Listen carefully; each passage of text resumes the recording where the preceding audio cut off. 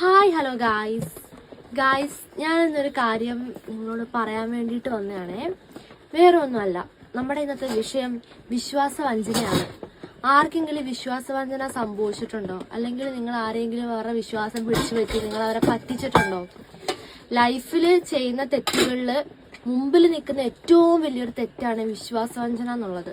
കാരണം ഒരാളുടെ വിശ്വാസം നമ്മൾ പിടിച്ചു പറ്റിയിട്ട് അവരെ വഞ്ചിക്കുക, അത് എത്രമാത്രം ക്രൂരതയുള്ള കാര്യം എന്നറിയോ? അതിപ്പം അനുഭവിക്കുന്നവർക്ക് പറഞ്ഞാലായിരിക്കും മനസ്സിലാവുക, അത് ചെയ്യുന്നവർക്ക് അത് ഒരു തമാശ മാത്രമായിരിക്കും. പക്ഷെ അനുഭവിക്കുന്നവർ എത്രമാത്രം വേദന അതിനകത്തുനിന്ന് അനുഭവിക്കുന്നുണ്ടെന്ന് നിങ്ങൾക്കറിയോ?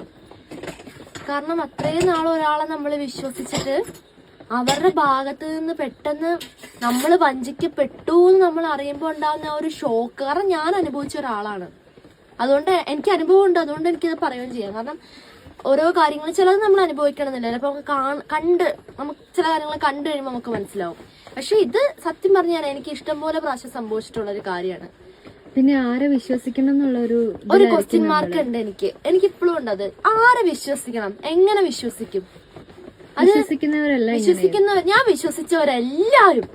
എല്ലാവരും പറഞ്ഞാൽ എന്റെ ഫാമിലി ഒഴിച്ച് ബാക്കി ഓരോരുത്തരെയും എന്നെ വിശ്വാസവഞ്ചന ചെയ്തവരാണ്, ഇപ്പോഴും ചെയ്തോണ്ടിരിക്കുന്നവരുണ്ട്, എനിക്കറിയാം.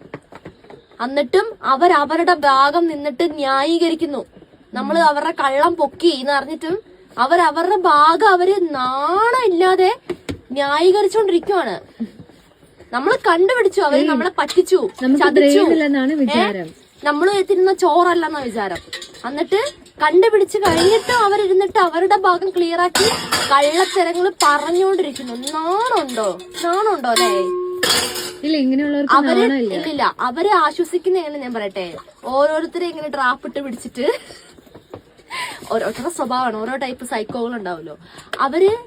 അവരെ എന്താ പറയാ, വിശ്വസിപ്പിക്കാൻ വേണ്ടിട്ട് ഓരോന്നും ചെയ്തു കൊടുക്കുകയോ കാണിക്കുകയോ പറയുകയോ എന്തെങ്കിലുമൊക്കെ ചെയ്ത് വിശ്വസിപ്പിച്ച് വിശ്വാസം പിടിച്ചു പറ്റി നമ്മുടെ സ്വന്തം ഒരാളായി നമ്മുടെ സ്വന്തം ഒരാളായിട്ട് നമ്മുടെ കൂടെ വന്നിട്ട് ഫ്രണ്ടായിട്ടും അല്ലെങ്കിൽ നമ്മുടെ ഒരു ബ്രദറായിട്ട് അല്ലെങ്കിൽ സിസ്റ്റർ ആയിട്ട് അല്ലെങ്കിൽ ആന്റി ആയിട്ട് അങ്കിളായിട്ടൊക്കെ അങ്ങനെ നിന്നിട്ട് എന്താ പറയാ, അവരുടെ വിശ്വാസം 1, 2, 3 കാണിച്ച് അല്ലെങ്കിൽ എന്താ പറയാ പറഞ്ഞ് വിശ്വസിപ്പിച്ച്. നിങ്ങൾക്ക് സംഭവിച്ചിട്ടുണ്ടോ അങ്ങനെ അനുഭവം? എനിക്കുണ്ട്.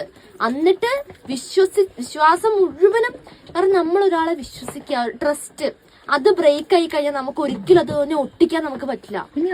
അവര് പിന്നെ എന്തൊക്കെ അവര് പിന്നെ ഇപ്പൊ ഞാൻ ഒരാളെ അവരെന്നെ ചതിച്ചു, അവരിപ്പോ ഒരു ഘട്ടത്തില് സത്യസന്ധരായി എന്നവർക്ക്, എങ്കിലും എനിക്ക് അവരെ വിശ്വസിക്കാൻ പേടിയാ. കാരണം അവര് പിന്നെ എന്നോട് അങ്ങനെ ചെയ്യുമെന്നുള്ളൊരു ഇത് എന്റെ ഉള്ളിലുണ്ട്. അതുകൊണ്ട് ഒരിക്കലും എനിക്ക് അവരെ വിശ്വസിക്കാൻ എനിക്ക് പറ്റില്ല. അങ്ങനെ ഒരു കാര്യം കൂടിയുണ്ട്, മനസ്സിലായില്ലേ? കാരണം വിശ്വാസവഞ്ചന എനിക്ക് തോന്നുന്നു ലൈഫിൽ ഏറ്റവും നമുക്ക് പറ്റുന്ന പല കാര്യങ്ങളുണ്ട്. പക്ഷെ എങ്കിലും വിശ്വാസവഞ്ചന എന്ന് പറയുന്നത് അത് ഹേർട്ട് ബ്രേക്കിംഗ് ആയിട്ടുള്ളൊരു കാര്യമാണ്. കാരണം നമ്മുടെ പുറമെ നമുക്കൊരു മുറിവ് പറ്റിക്കഴിഞ്ഞാൽ നമുക്ക് മുറിവില് നമുക്ക് മരുന്ന് വെച്ച് ഉണക്കാൻ പറ്റും. പക്ഷെ നമ്മുടെ ഹൃദയത്തിന് വീഴുന്ന മുറിവുകളുണ്ടല്ലോ, നമുക്ക് ഒരിക്കലും അതിനെ നമുക്ക് എന്താ പറയാ, ഹീൽ ചെയ്യാൻ പറ്റില്ല. അത് എത്ര നാള് വേണമെന്നറിയോ അത് ഹീൽ ചെയ്ത് പോകാൻ വേണ്ടിട്ട് കുറെ ടൈം എടുക്കും. കാരണം ഓരോ സിറ്റുവേഷൻ വരുമ്പോഴും നമുക്ക് നമ്മുടെ ഈ മെമ്മറി ഉള്ളിടത്തോളം കാലം നമുക്കുണ്ടല്ലോ വേദനകളും വിഷമങ്ങളും ഉണ്ടായിക്കൊണ്ടിരിക്കും. നമ്മൾ ഇങ്ങനെ വിഷമമുള്ള കാര്യങ്ങൾ ചിന്തിക്കുന്നത്, സന്തോഷമുള്ള കാര്യങ്ങൾ നിങ്ങൾക്ക് ചിന്തിച്ചൂടെ എന്ന് പറയും. പക്ഷെ എങ്കിലും ഓരോ സിറ്റുവേഷൻ വരുമ്പോഴും നമ്മൾ പെട്ടെന്ന് അങ്ങോട്ടേക്ക് നമ്മൾ മാറിപ്പോവും, അല്ലേ? അപ്പം വിശ്വാസവഞ്ചന എന്ന് പറയുന്നത് മനസ്സിന് ഭയങ്കര വേദന തരുന്ന ഒരു കാര്യമാണ്. എന്നെ സംബന്ധിച്ചിടത്തോളം ഞാൻ അനുഭവിച്ചിട്ടുണ്ട്. അപ്പം ഇങ്ങനെ ഓരോ വിഷയങ്ങളും നമ്മുടെ ഫ്രണ്ടിലേക്ക് ഇങ്ങനെ വന്ന് ചാടിക്കൊണ്ടിരിക്കുവാണ്. ഒരുപാട് കാര്യങ്ങൾ എനിക്ക് ഇനി നിങ്ങളുടെ അടുത്ത് പറയാനുണ്ട്. എന്തോ എനിക്ക് ഇതിനെപ്പറ്റി ഇന്നൊന്ന് പറയണമെന്ന് തോന്നി. നിങ്ങൾക്ക് സംഭവിച്ചിട്ടുണ്ടോ? നിങ്ങൾ ആരെങ്കിലും ഇങ്ങനെ വിശ്വാസവഞ്ചന ചെയ്തിട്ടുണ്ടോ? എന്നെ ചെയ്തിട്ടുണ്ട്. എനിക്കെന്തോ അതിപ്പോ പറയണമെന്ന് തോന്നി, അതുകൊണ്ട് ഞാൻ പറഞ്ഞതാണ്. നിങ്ങൾക്ക് അങ്ങനെ സംഭവിച്ചു. നമുക്ക് ഒരിക്കലും ആരെയും വിശ്വസിക്കാൻ പറ്റില്ല. ഇപ്പൊ ഞാൻ പറഞ്ഞ നമ്മുടെ സ്വന്തം ആൾക്കാരെ പോലും നമ്മളെ തന്നെ നമുക്ക് വിശ്വസിക്കാൻ പറ്റില്ല. പക്ഷെ എനിക്ക് എന്നിൽ വിശ്വാസമുണ്ട്. ഞാൻ എന്നെ തന്നെയാണ് ഈ ലോകത്ത് ഏറ്റവും കൂടുതൽ വിശ്വസിക്കുന്നത്. കാരണം ഞാനൊരു തീരുമാനം എടുത്തു കഴിഞ്ഞാൽ പിന്നെ ഞാൻ അതിൽ നിന്ന് മാറില്ല. പിന്നെ സിറ്റുവേഷൻസ് ഉണ്ടാവും, അതിനനുസരിച്ച് ചിലപ്പോൾ നമുക്ക് മാറ്റം വരുത്തേണ്ടതായിട്ട് വരും. അപ്പൊ സിറ്റുവേഷൻ വന്നു കഴിഞ്ഞാൽ നമുക്ക് ചിലപ്പം ചേഞ്ച് ചെയ്യേണ്ട വരും. നമുക്കത് എന്താ പറയാൻ നമുക്ക് പറ്റില്ല. പക്ഷെ നമ്മളൊരു ദൃഢനിശ്ചയം എടുത്തു കഴിഞ്ഞാൽ പിന്നെ അതിൽ നിന്നും ഒരു മാറ്റം ഉണ്ടാവില്ല. ഈ പറ്റിക്കപ്പെട്ടവരോടൊക്കെ ഞാനൊരു കാര്യം പറയാം. ദാറ്റ് മീൻസ് നമ്മളെ പറ്റിച്ച ചില ആൾക്കാരുണ്ടല്ലോ, ഇപ്പോഴും ഇത് കണ്ടിട്ട് ചിരിക്കുന്നവരുണ്ടാവും. എന്നെ പറ്റിച്ചവര് ചിരിച്ചോട്ടോ. നിങ്ങളും നിങ്ങളുടെ ലൈഫിന്റെ ഒരു ഘട്ടത്തിൽ ചിന്തിക്കാത്ത തരത്തിൽ നിങ്ങളെ ഒരാള് പറ്റിക്കും. അത് ആരാ പറ്റിക്കുന്നറിയോ? ദൈവമായിരിക്കും പറ്റിക്കാൻ പോകുന്നത്, വേറെ ആരുമല്ല. അത് നിങ്ങൾക്ക് ഒരിക്കലും നിങ്ങൾക്ക് താങ്ങാൻ പറ്റില്ല. നോക്കിക്കോ, അത് നിങ്ങൾക്ക് ഞാൻ തരുന്ന ഒരു സമ്മാനമായിട്ട് കൂട്ടിക്കോ. അതിപ്പോ ഞാൻ തരേണ്ട കാര്യമൊന്നുമില്ല. കാരണം മുകളിൽ ഒരാളിരുന്നിട്ട് എല്ലാം കാണുന്നുണ്ടെന്ന് പറയുന്നില്ലേ, മുകളിലല്ല ശരിക്കും ആക്ച്വലി ആ ആളുള്ളത്. നമ്മൾ ഈ ചെയ്യുന്ന നമ്മുടെ ഉള്ളിൽ തന്നെ ആ ആളാണ് ഉള്ളത്.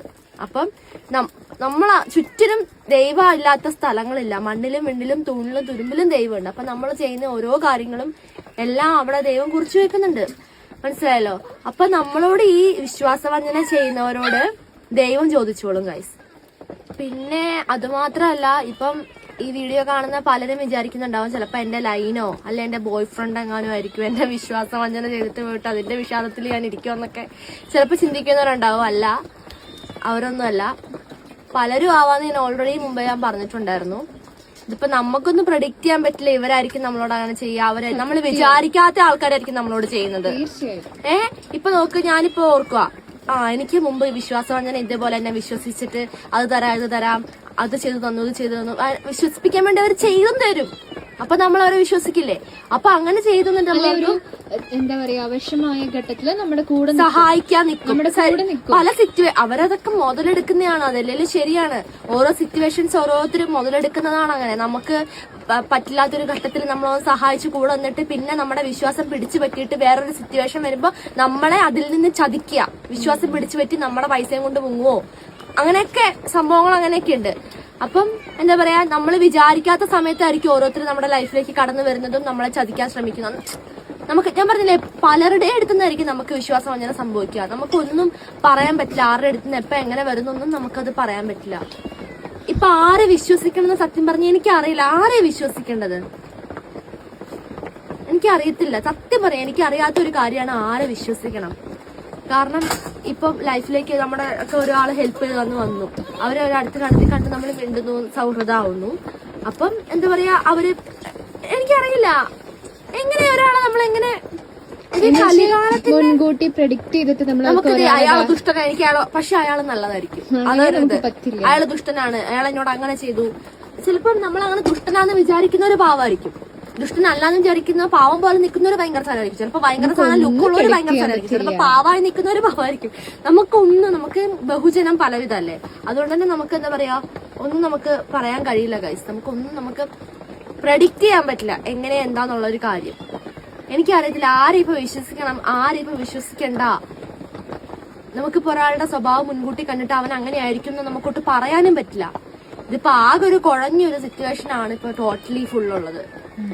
അപ്പൊ ഏറ്റവും നല്ലത് എന്താണെന്നറിയോ?